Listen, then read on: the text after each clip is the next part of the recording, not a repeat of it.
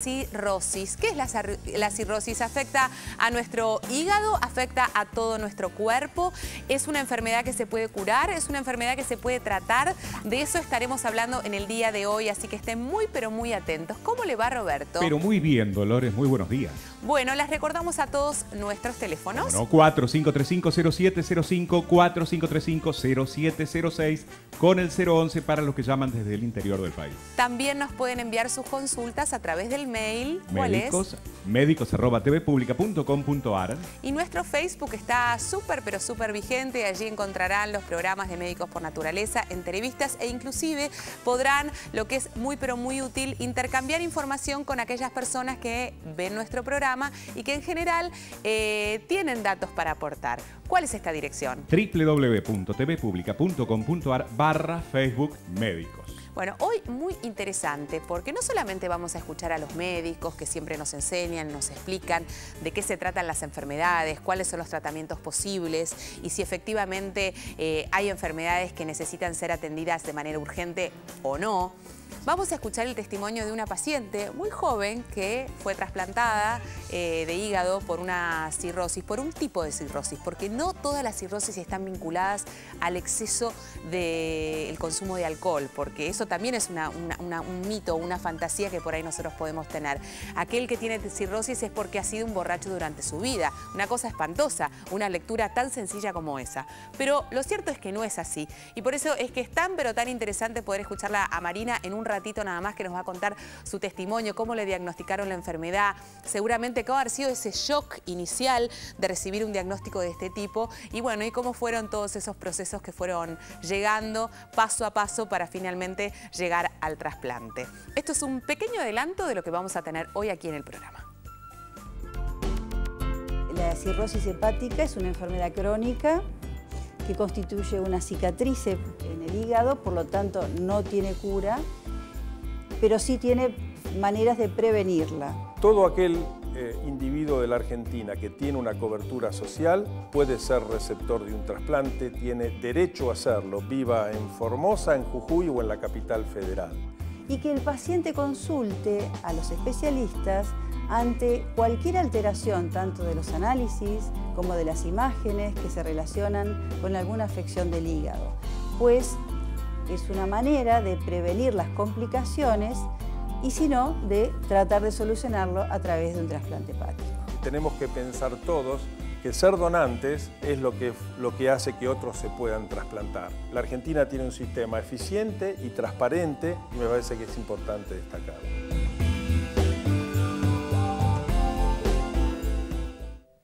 Bueno, compartimos ahora la información que viene de otro lado, pero que es igualmente interesante. Tiene que ver con la información que nos trajo hoy aquí Andrea. Hola, ¿qué tal, Dolores? Buenos días a todos. Bueno, hoy les voy a comentar respecto a un trabajo que se ha hecho en Australia en donde relaciona los niveles de vitamina D que tenemos en nuestro organismo con la posibilidad y la predisposición a tener diabetes.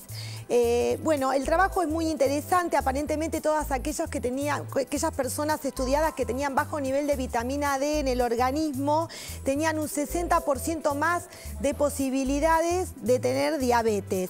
En realidad no se encontró el nexo propiamente dicho, pero sí tienen algo en común. La obesidad y la inactividad también produce baja vitamina D en nuestro organismo y ambas son causas de diabetes.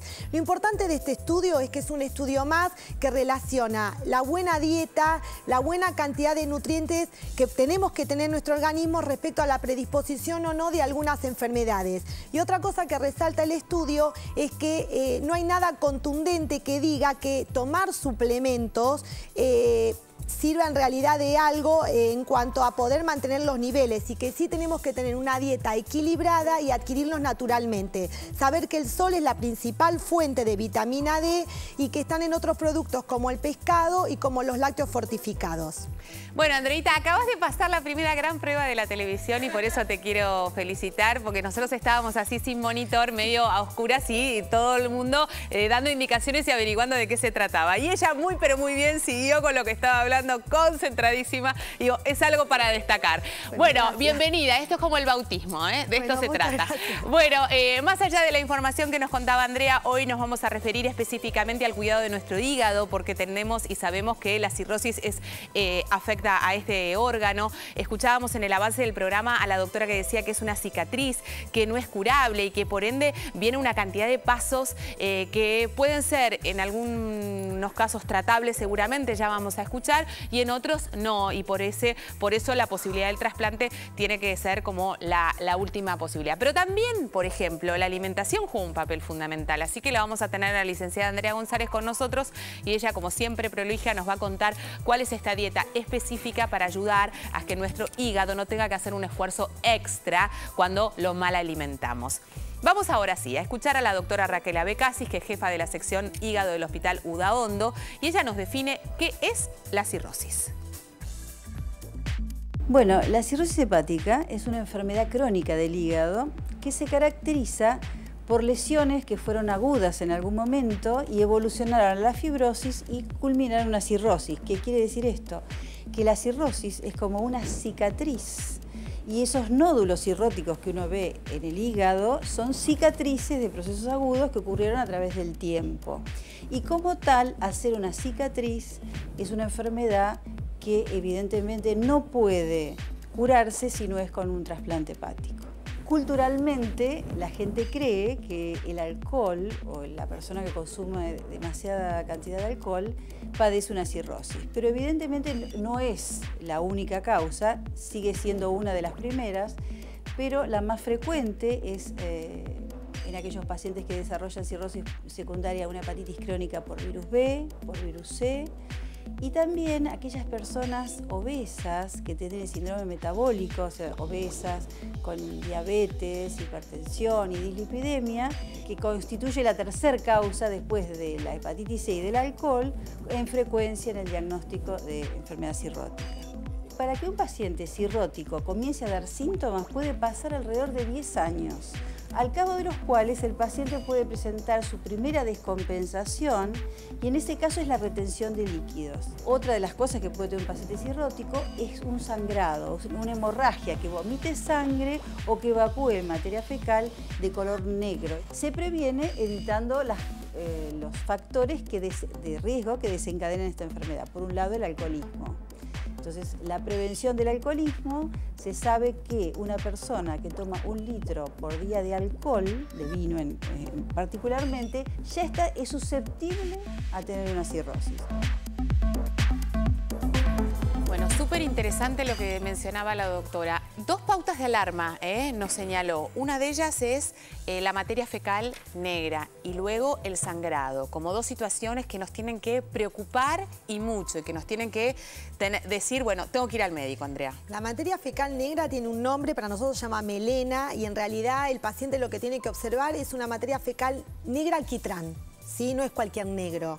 Está buena la aclaración, porque si no ya salimos todos paranoicos, como de acuerdo a borra de café, así. Borra de café, perfecto. Como una cosa muy alquitranada. ¿Y el sangrado, cuando se hablan del sangrado? No, en realidad esto es signo de un sangrado digestivo. Ah, el color. Ah, perfecto. Sí, uno puede tener una hemorragia digestiva alta o baja y puedes tener un sangrado rojo rutilante, como tal cual vemos en una manzana, perfecto, o tener algún sangrado, digamos, más bien de la vía digestiva alta, que al pasar por el resto del tubo digestivo, pero tiene un proceso de metabolización y lo que se ve son restos negros.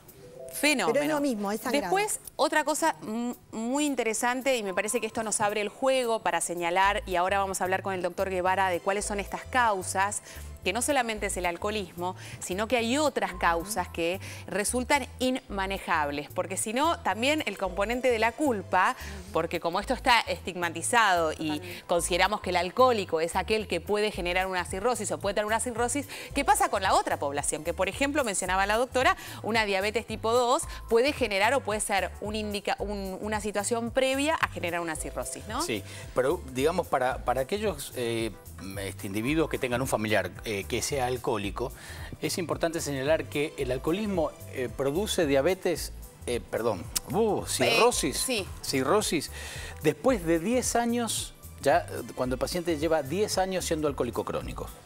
Eso es y la medida es esto, ¿no? Para tener, porque siempre a mí me gusta cuantificar las cosas. Porque no va a hacer cosas que empiece el chico a tomar alcohol, entonces empieza, no, vas a terminar con cirrosis. Okay. ¿Sí? Esos días. Bueno, evidentemente el alcoholismo da la mitad de las causas, da mitad. Siempre la frecuencia entre el 45 y el 50% es por alcoholismo. Fenómeno. Y la otra mitad, bueno, viene por la parte fundamentalmente de los virus, de las hepatitis, de las hepatitis crónicas. A virus B, C y bueno, también está el virus D o Delta. Pero el virus B y el virus C es muy importante en este tema porque en términos generales muchas veces hace uno una hepatitis crónica, el virus B. Tenemos vacuna para el virus B, por eso es importante para el virus de la hepatitis B, por eso es importante que la gente se vacune. Ahora, ¿se vacunan todos? ¿Tienen conciencia de la importancia de vacunarse? Muchas veces no. Porque aparte la hepatitis B tiene varias dosis, ¿no? O sea, hay que recordar y hay que saber que esto es un proceso que no es que es una única vacuna. No, y además tampoco se da en la infancia, depende del que no se ha vacunado, a cualquier edad tendría que vacunarse contra la hepatitis B. Esta es una buena aclaración también. Si no no, nos vacunamos de chiquito. Niños, no importa, estamos a tiempo siempre. Totalmente, ¿por qué? Porque este virus, el B o el C, ¿cómo se transmite? Se transmite por relaciones sexuales, se transmite cuando hay transfusiones de sangre, se transmite por utilización compartida de agujas, se puede transmitir por cepillo de dientes, por afeitadoras, por el sangrado. Entonces, evidentemente es como el SIDA. ¿Sí? Entonces hay que tener cuidado con todo esto y muchas veces esto a los pacientes empieza... Esto es en cuanto a la hepatitis B.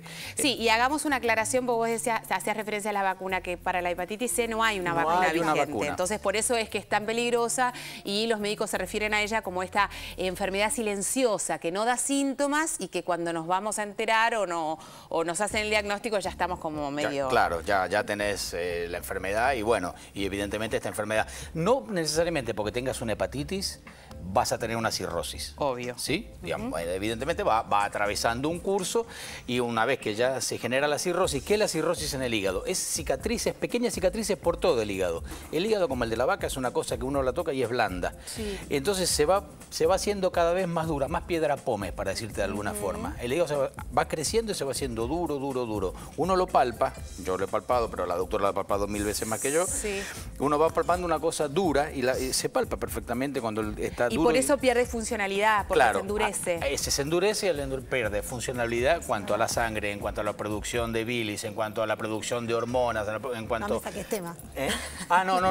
No, perdón, doctora, no sé. No, está bien, pero completemos. No importa, esto no es una competencia. Completemos el si concepto. Me gana, ¿cómo voy a competir con ella? No, pero completemos porque me parece interesante. Entonces, ¿a qué te estabas refiriendo? Me estaba refiriendo que cuando ya la estructura del hígado, que evidentemente es el laboratorio del organismo, empieza a formarse así, ya a consolidarse como una cosa dura, pierde funcionalidad. Perfecto. Y al perder funcionalidad, pierde funcionalidad de todo. Desde los mecanismos de coagulación hasta la producción de hormonas, hasta todo. Otras cosas que ya vamos a desarrollar con detenimiento. Pero para repasar, 3 causas posibles. El alcoholismo por un lado, las hepatitis, tanto la B y la C. La B y la C, también tenemos las hepatitis autoinmunes, que son muy importantes. Sí. Vos generás un anticuerpo o generás una proteína que el organismo la reconoce como una cosa mala y eso hace órgano diana en el hígado y se genera, en el hígado una hepatitis así autoinmune que no tenés cómo tratarla. ¿Y con qué la puedes llegar a tratar? Bueno, con quimioterapia, que es otra de las causas también que te puede llegar a dar cirrosis hepática. Uy, qué complicación. Sí, es eso también me gustaría que lo menciones. Sí, porque efectivamente pues estamos dándole químicos al cuerpo que después no puede... La enfermedad es la Wilson y... La enfermedad de Wilson, que es un problema del metabolismo del cobre. Tenemos la enfermedad de la hemocromatosis, que es el depósito de hierro. O sea que son múltiples las causas y lo difícil es, lo importante sería encontrar cuáles son estos factores de riesgo para tratar de evitar. Prevenibles. Claro. El alcohol y lo de la hepatitis, que quería acotarlo del doctor, es saber que van de la mano del contagio del HIV y que por eso hay que tomar conciencia de la que tiene vacuna y de la otra respecto a protegerse igual que con el HIV. Perfecto, está bien. Es importante. Bueno, me voy a levantar. Allí está la licenciada Andrea González. Vamos a hablar de la alimentación. Sabemos que la cirrosis afecta a nuestro hígado. Andreita, ¿cómo te va? Buen día. Hola, buen día. ¿Comida especial para aquel que tiene un diagnóstico de cirrosis? Sí, totalmente. Además vamos a ver después las distintas etapas evolutivas de la cirrosis y cómo encarar cada una de ellas, pero pero adhiriéndome a lo que decían los médicos, es un órgano central para el metabolismo y justamente para el metabolismo de los nutrientes. Todos nuestros nutrientes pasan por el hígado, se quedan, vuelven a salir. Entonces es muy interesante lo que tenemos que hacer, o sea, cómo alimentarse cuando la cirrosis está instalada en el cuerpo. Todo esto después de la pausa. Corte, enseguida estamos de vuelta.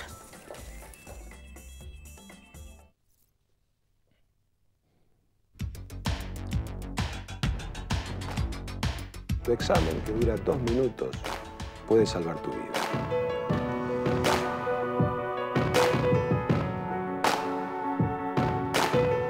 ¿Sabías que el plan médico obligatorio de emergencia está basado en los principios de la atención primaria de la salud, entendiendo la misma no solo como la cobertura para el primer nivel de atención, sino y fundamentalmente como una estrategia de organización de los servicios sanitarios? Por tanto, se sostienen los principios de privilegiar la preservación de la salud antes que las acciones curativas y, por tanto, reforzar los programas de prevención.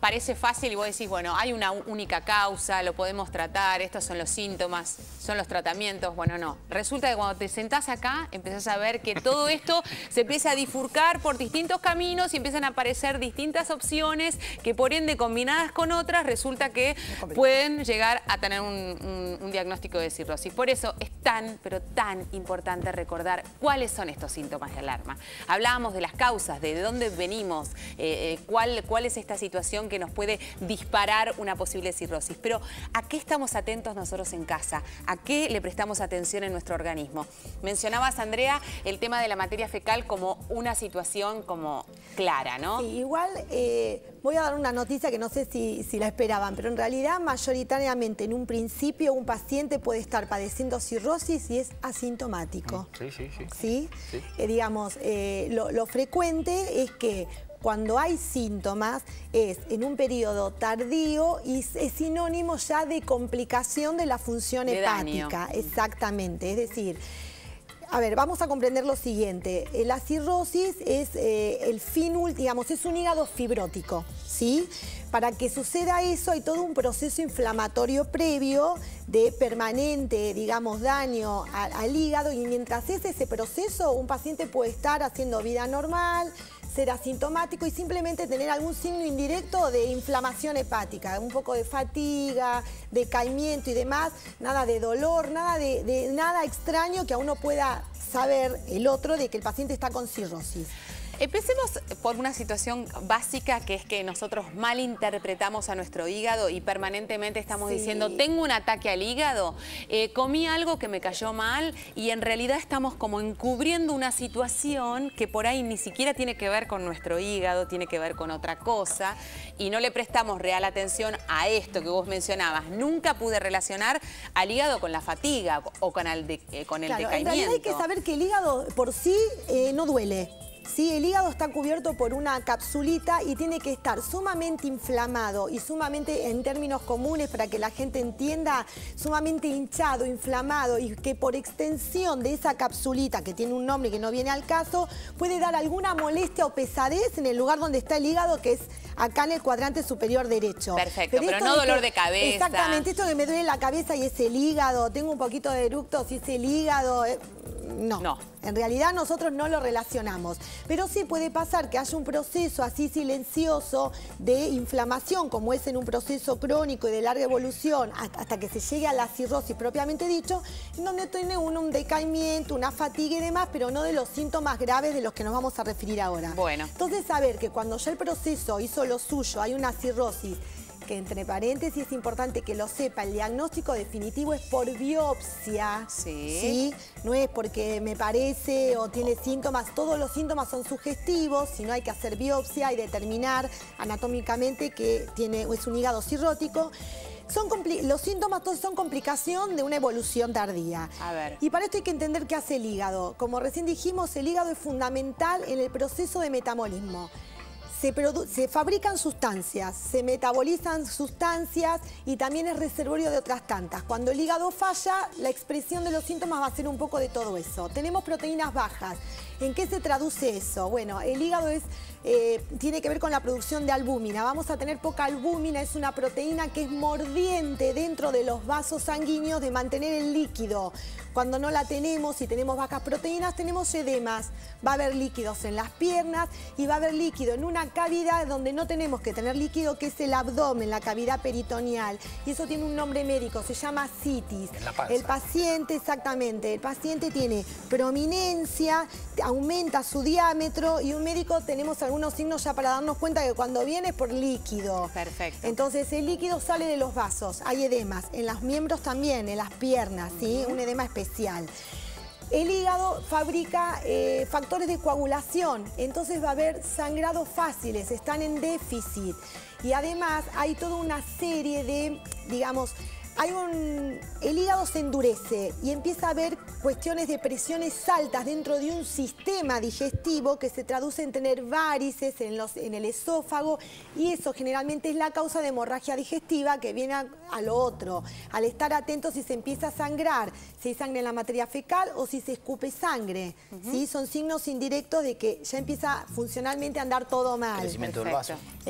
Bueno, como aumenta la presión abdominal porque hay algo duro que maneja más las cuestiones, también tenemos otros órganos grandes, aumentos del vaso, hay plaquetas bajas, ¿está bien? Hay una serie de cosas, pero sepamos que en realidad hay signos y síntomas que solo tiene que detectar un médico. Pero... Bueno, esto es lo más importante, porque está bueno saberlo, está bueno conocer que estos síntomas que nosotros suponemos no son los reales, sino que hay otros síntomas en los cuales los médicos se agarran para finalmente empezar a investigar si hay un posible diagnóstico de cirrosis. Pero quien determina esto es el médico, a no asustarse, no agarrar los análisis de sangre y a empezar a chequear a ver si efectivamente hay algo que está fuera de lo común. Es una sumatoria. Bueno, vamos a seguir repasando esto con Andrea en un ratito nada más después de la pausa, pero también vamos a conversar y vamos a escuchar atentamente.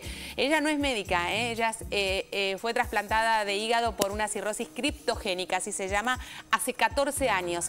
Lo más interesante que nos va a contar Marina es cómo empezó, cuáles fueron sus síntomas reales, a partir de qué llegó al diagnóstico y finalmente por qué al trasplante. Hacemos una pequeña pausa y enseguida estamos conversando con ella.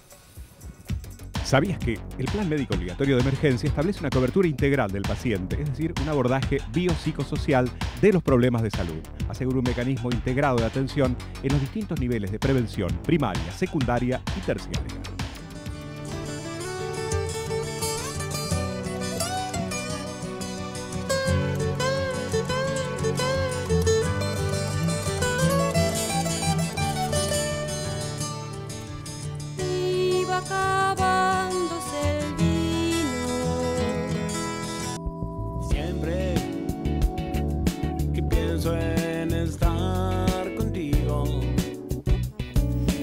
Estamos de vuelta y tenemos nuestro consultorio virtual. Está el doctor Guevara preparado con una consulta de una televidente. Taco, ¿te escuchamos? Bien.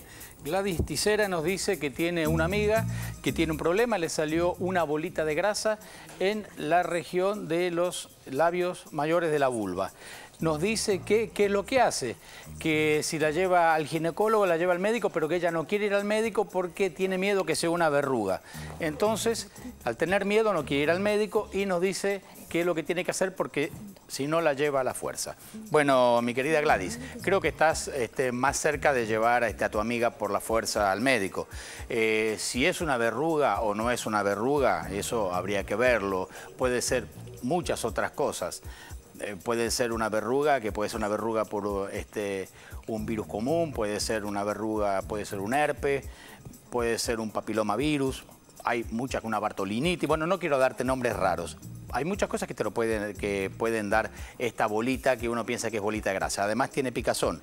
Bueno, entonces lo importante de todo esto, y para todas las que me están oyendo, es que una vez que tengan un problema de este tipo, no estar tratando de se me va a quitar que se me quite. No tienen que ir al médico, no tengan miedo, háganlo, porque ya el problema está instalado, ya está en el cuerpo. Y lo que hay que hacer es sacarlo, lo que hay que hacer es curarse. Y te lo va a curar el médico. Vayan.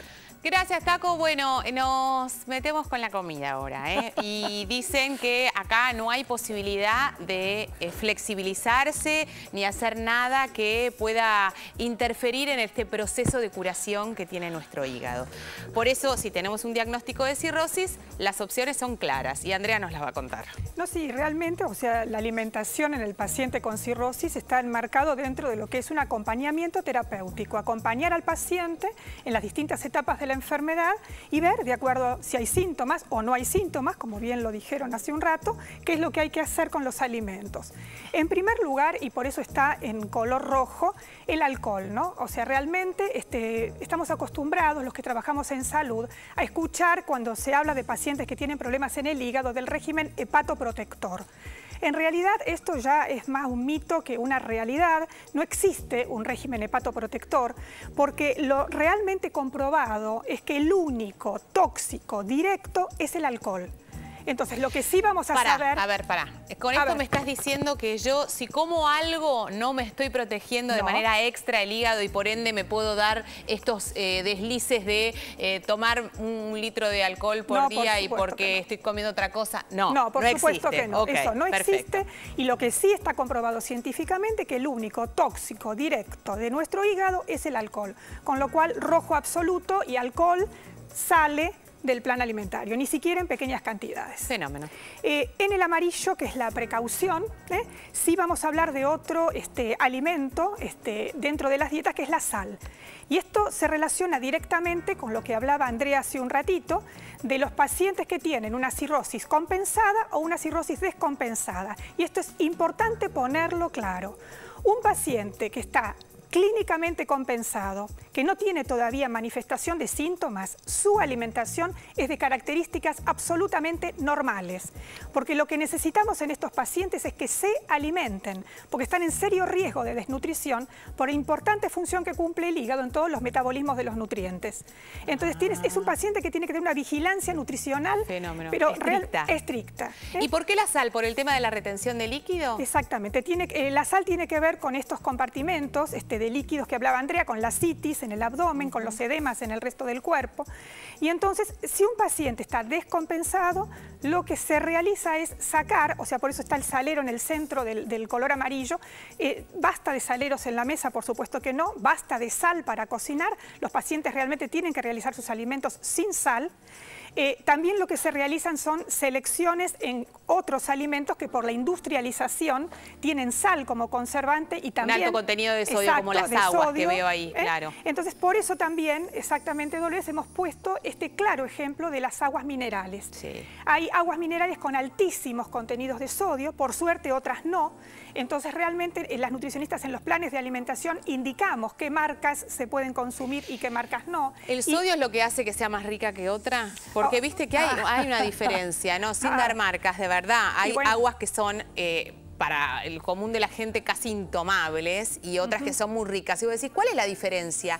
Esto es importante saberlo, que también las aguas minerales no es que se agarran de un chorro de la montaña. O sea, las aguas minerales tienen componentes que se le agregan y por ende hacen que una sea de una manera y otra sea de otra. Bueno, es que, a ver, porque también está lo que es un agua mineral natural o las aguas mineralizadas. Claro. Y esto ya es artificial. Por eso también mucho cuidado con esta, digamos, moda de estas aguas de bidón, que de muchas se conoce la composición química y de otras no.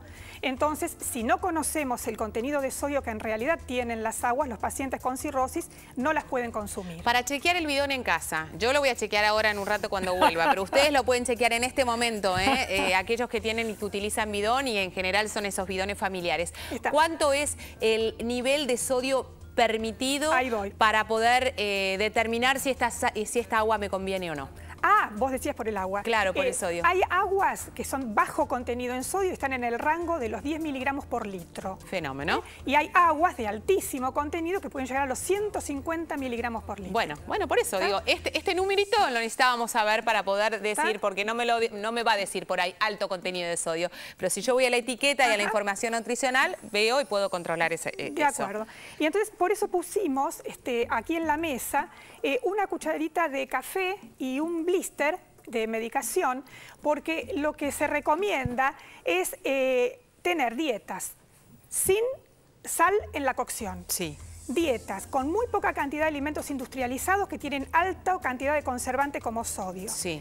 Y lo que se les permite a los pacientes es agregar determinada cantidad de sal a las preparaciones que van en el redondelito. ¿Lo puedo mostrar? Dale, mostrémoslo. En el vamos acá, vamos a redondelito. hacerlo. No, vamos a hacerlo, así lo podemos mostrar. ¿Está? O sea, la cantidad de sal permitida sería lo que ingresa en un redondelito del blister es 1 gramo de sal. Entonces se les permite esa cantidad por comida. Que si no lo pueden tener esto... No hay excusas. Lo que está diciendo Andrea es que algún blister de medicación tenés en tu casa. Entonces, esta es la manera de controlarlo. ¿Está? Sos tremenda, ¿eh? Porque pero es una medida fácil. No, está bueno, digo, porque no nos das excusas, no nos das changüí, como siempre. Bueno. Y entonces, bueno, ¿qué es lo importante de esto? Realmente aumentar la palatabilidad de los alimentos. ¿Por qué, Dolores? Porque una dieta sin sal no es una dieta que tenga gana el paciente, que encima está enfermo, de comerla. Y nosotros necesitamos que el paciente coma. Leche lo manejamos de acuerdo a los síntomas de los pacientes por la intolerancia a la lactosa. Sí. Y el mate está porque es importante no sacar confort o placer, pero no suplantar comidas con valor alimenticio por el mate, porque tenemos que estar atentos a todas las comidas. Acordarnos de que la nutrición es importante porque el riesgo de malnutrición también es alto. Y entonces, en toda la luz verde tenemos la variedad y cantidad de alimentos que los pacientes tienen que comer. Importante, porque por esa citis que comprime los órganos, los pacientes tienen menos apetito y saciedad precoz, o sea, enseguida se sienten muy llenos. Entonces, comer pequeños volúmenes más veces al día. Resaltar también el valor de hacer una colación nocturna, o sea, una ingesta también después de la cena. Por lo menos las 4 comidas básicas y 3 ingestas adicionales. Que podría ser un plato de compota Por ejemplo, o un plato... fíjate que hay mucha fibra en la alimentación, Sí. porque es importante que estos pacientes no se constipen. También los médicos tienen otros resortes para impedir la constipación de estos pacientes. Entonces, desayunos con panes integrales, mermeladas, quesos, infusiones tranquilas, no estimulantes, mucha hidratación mientras es posible. Cuando haya elementos médicos para reducir la hidratación, en ese momento se maneja y es otra cosa. Fenómeno. Utilizar alimentos de buena carga alimentaria, quesos, huevos, yogur, cereales, frutas, para dar muchos nutrientes en un solo momento de comida. Y los almuerzos con mucha fibra y alimentación cruda cuando el paciente no tenga síntomas y lo permita. Si hace falta modular porque hay síntomas, los vegetales se cocinan para dar mayor digestibilidad. Carnes blancas, carnes rojas, por favor, desechar los mitos de las dietas vegetarianas en los pacientes cirróticos. Los pacientes necesitan comer proteínas, esto está en los últimos avances científicos, y bastante cantidad de proteína, pero distribuida a lo largo del día. Gracias, señora. Esto es una novedad. ¿Esto qué es queso? No, esos son merengues caseros. Ay, miren, qué bueno. Merengues caseros para usar la propiedad de las albúminas del huevo. Está bueno. Nos vamos a la nota, porque yo ya me iba ansiosa, me iba a preguntarle a Marina si todo esto que habíamos visto recién le sonaba en algo. Seguramente sí, pero ya se lo vamos a preguntar. Ahora sí vamos a escuchar al doctor Federico Villamil, que es jefe de la unidad de trasplante hepático, estoy tragando el merengue todavía, del Hospital Británico, y nos habla justamente de en qué circunstancias se llega a la instancia del trasplante y quiénes pueden hacerlo. La cirrosis hepática es una enfermedad que tiene 2 etapas claramente definidas. La primera etapa, que se llama cirrosis compensada, es una etapa en la cual el paciente y la enfermedad conviven en total armonía. Esa enfermedad no le trae ningún problema al paciente ni disminuye significativamente su expectativa de vida. Cuando ese equilibrio se rompe, se entra en lo que llamamos cirrosis descompensada, en la cual la enfermedad le empieza a traer al paciente problemas. Estos problemas pueden ser de naturaleza muy diversa. Puede empezar a acumular líquido en el abdomen, lo que llamamos ascitis. El paciente se puede poner amarillo, puede desarrollar infecciones, puede tener hemorragia digestiva. Es decir, el número de complicaciones que rotulan a la enfermedad como descompensada es grande. El paciente se empieza a quedar sin hígado, es decir, la masa funcional hepática disminuye. El paciente con una cirrosis avanzada que no se puede trasplantar termina falleciendo. Esto puede ocurrir en semanas, puede ocurrir en meses o puede ocurrir en años, pero un paciente que tiene una cirrosis descompensada no tiene sobrevida a largo plazo. La Argentina está bien parada en el mundo en el sentido que el trasplante es parte del programa médico obligatorio. Y esto quiere decir que todo paciente que tiene cobertura social, sea privada, sindical, lo que fuera, tiene cobertura de trasplante, pero además la Argentina tiene 2 o 3 programas públicos de trasplante, de modo tal que el que no tiene obra social también se puede trasplantar. La paradoja es que si uno hace un trasplante en un paciente que está lo suficientemente mal como para requerirlo, pero lo suficientemente bien como para estar en su casa, ese trasplante tiene 95% de sobrevida y a los 6-7 días el paciente está en su casa. Si uno trasplanta a un paciente esperando el órgano en terapia intensiva, conectado a un respirador y en diálisis, ese paciente tiene 60% de sobrevida, se queda un mes en el hospital y le cuesta más recuperarse. La paradoja es que, como reciben los órganos prioritariamente los más enfermos, los que están menos enfermos tienen que empeorar para ser trasplantados. Ay, qué interesante esto que planteaba el doctor, porque obviamente la evolución de la enfermedad a medida que pasa el tiempo es cada vez peor y por ende, como decía, este sistema de trasplantes que existe en todas partes del mundo, la persona que está más grave es la persona que primero recibe el órgano, y entonces es una situación no extraña. Ojalá se pudiera llegar al trasplante previamente a una situación tan límite, ¿no? Porque estamos jugando, así, si jugamos con la vida y la muerte. Esta Marina Ñatuk, que fue trasplantada de hígado por cirrosis criptogénica hace 14 años. Y lo primero que quería preguntarte, Marina, es si todo lo que escuchaste hoy aquí en el programa te suena como una cosa familiar. Sí, la verdad me siento identificada con todo lo que dijeron. Los síntomas, las comidas, en realidad... Por ejemplo, cuando nombraban todas las cosas que suceden, cuando uno empieza a detectar que tiene ya la enfermedad avanzada, bueno, todo lo que nombraron los doctores, pasé por todo. Ahora, vos haces referencia a la enfermedad avanzada, porque antes no tenías ningún síntoma. Yo hice así, por eso también me sentí identificada con el asintomático. En mi caso, la cirrosis fue una enfermedad silenciosa, yo no la tuve detectada hasta que, bueno, llegó a un grado de gravedad donde la única opción, en mi caso, era trasplante. Marina, vos hacías los controles médicos habituales, sí. O sea, eras revisada por un clínico. Y uno hace una vida normal, completamente sin síntomas, tal como se dice. Y después una cirrosis fulminante. Una cirrosis fulminante donde, bueno, se detecta primero por el cansancio, por esta fatiga que uno no puede levantarse de la cama. Ah, tan así es. Sí. Es ahí donde enseguida recurro, porque era muy atípico. Yo fui siempre muy activa. Sí. Cuando uno ve que esto empieza a cambiar, yo no me podía levantar de la cama, el color amarillento en la piel. ¿Lo empezaste a notar eso? Sí. ¿Te lo decían tus familiares? No, ya mis familiares, o sea, un día mi mamá me dijo que me veía un poco amarilla, o sea, ya desde ahí, bueno, paso siguiente es empecemos a hacer estudios porque algo no está funcionando bien, claro. Uno, igualmente, lo primero que pensás, la verdad es, bueno, puede ser que tenga una hepatitis, cirrosis, nunca se me habría cruzado. ¿Y cómo fue ese primer shock cuando te dijeron cirrosis? Porque seguramente también a vos te ha de haber pasado de pensar o relacionar únicamente a la cirrosis con una persona que ha tenido no sé, una vida de muchísimo consumo de alcohol. Imagino yo que por ahí no la tuviste, entonces... No, en realidad justamente siempre es lo mío, vida sana, nunca fui de tomar alcohol. La verdad que es un shock, no lo podía creer, sinceramente. En el momento decís cómo pude llegar a esto, pensé que era algo que jamás me podría haber pasado. Sí. Mismo los trasplantes, yo estoy hablando de hace 14 años atrás, donde el trasplante quizás no era tan conocido y común como ahora. Y realmente pensás, nunca me podría pasar, y de repente te ves en la situación de que te diagnostican algo cuya cura, la única, es un trasplante.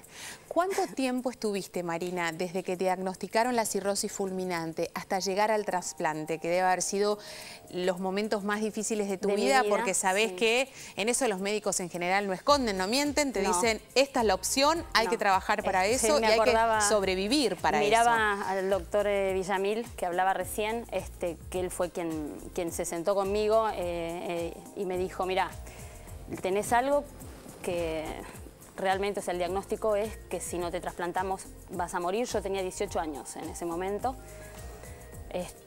por lo cual digamos que son situaciones difíciles que uno piensa que nunca va a pasar. Y ni que hablar a los 18 años, Sí. no se te puede, porque uno a los 18 años aparte tenés una sensación de omnipotencia en un punto, De omnipotencia, ¿no? De pensar de que... y de pensar aparte lo que sufre el entorno, los padres.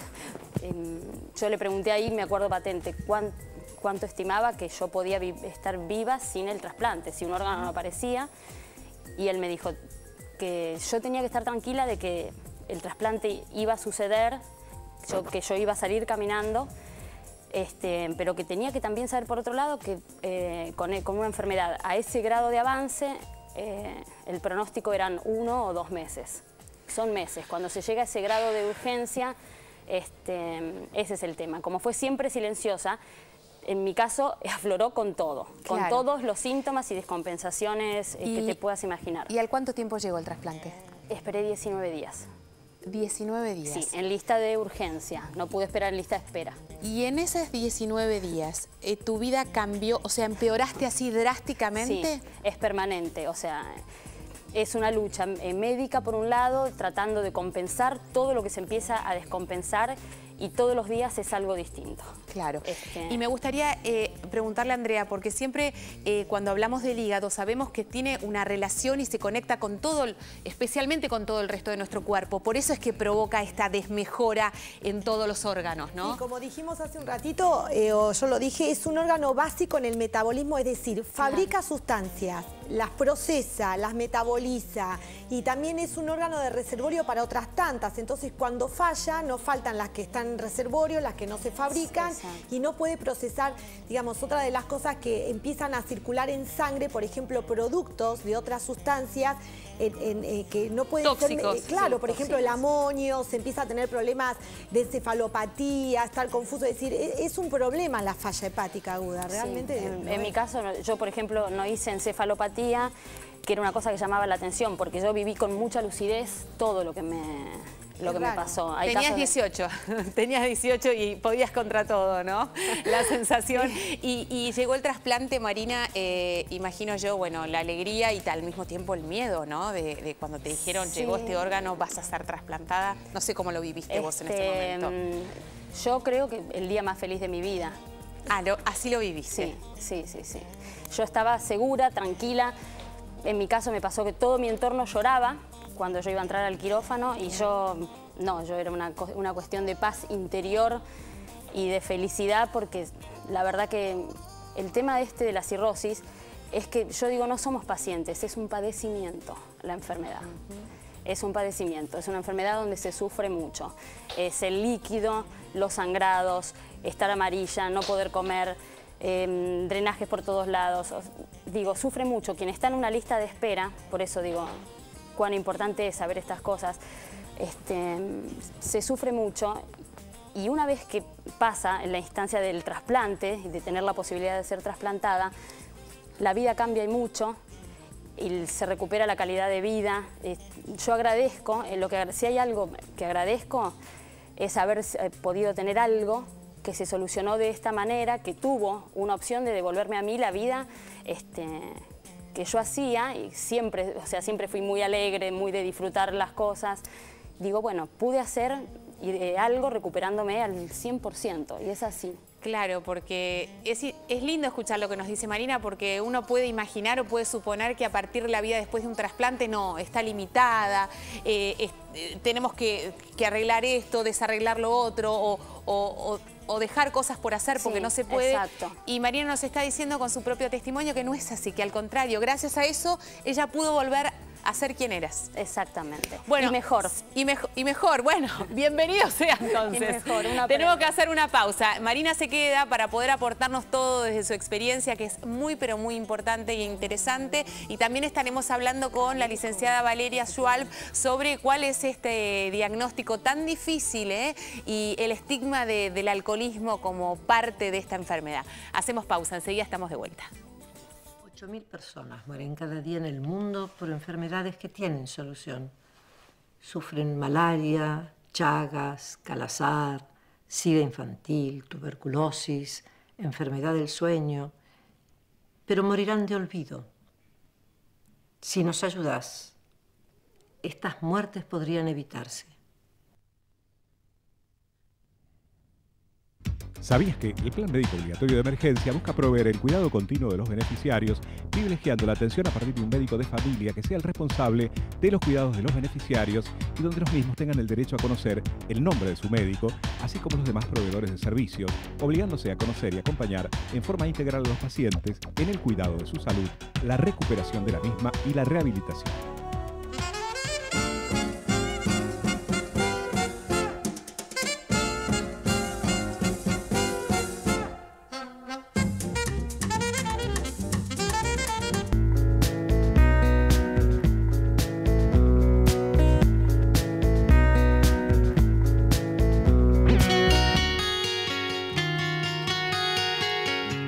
Mi nombre es Alberto Caraglanián, fui trasplantado en el año 2001 de hígado en la Fundación Favaloro. Una persona donante a quien no conocí me devolvió la vida. Doná tus órganos porque donar órganos es dar vida. ¿Saben qué interesante? Siempre en la pausa, no sé por qué surgen estas cosas que quiero traerlas sobre la mesa de vuelta, me parece que es muy lindo. Marina mencionaba, y está claro cuando uno la escucha, de que hay dos posturas frente a una situación de este tipo. Una de ellas es victimizarse, otra de ellas es ponerle el pecho a las balas y decir, bueno, ok, acá estoy, esta es mi vida, fue una nueva oportunidad y gracias a Dios la tuve y la disfruto. Y hacías mención acerca de tu maternidad y enseguida la doctora, que toda prolija, dice, no, pero no podés tener hijos o tenés que tener un tiempo. Y ella dijo, no, sí puedo tener hijos. A ver, contanos, Marina. No, digo, es una decisión no solo de mi marido y mío en este caso, sino que también por suerte, ¿no? Por suerte, porque digo, si ya se mete la doctora acá, si Andrea, Taco, yo... No, digo que va a ser una decisión con mis médicos también cuando llegue el momento, pero son muy optimistas de que como yo estoy muy bien, va a pasar. ¿Y tenés miedo? No. No tenés miedo, no, al contrario. No. Porque lamentablemente, pero la verdad que esto es tan lindo que sus consultas irán respondiéndolas a través del mail, no se preocupen que siempre los médicos las responden, pero me parece que es interesante saber por qué existe algún tipo de riesgo en la maternidad cuando uno es trasplantado. Claro, en realidad no tiene que ver con su condición de su nuevo hígado en ella, sino con la medicación que toma en el tiempo, y hasta no tanto, seguramente le den seguridad y vaya bajando dosis de los inmunosupresores, ahí seguramente va a poder tener. Pero... Marina, ha sido un ejemplo, gracias por haber venido, ha sido un placer escucharte. Uno se va de otra manera, decís, tenía problemas, me pusieron una multa, no sé qué, todo parece tan ridículo al lado de lo que hemos escuchado en el día de hoy. Que, ¿a vos se te quedó el auto ayer? Sí, jorobate. Bueno, gracias Marina, un placer. Nos volvemos a encontrar mañana a las 10:30 de la mañana, estaremos aquí en vivo.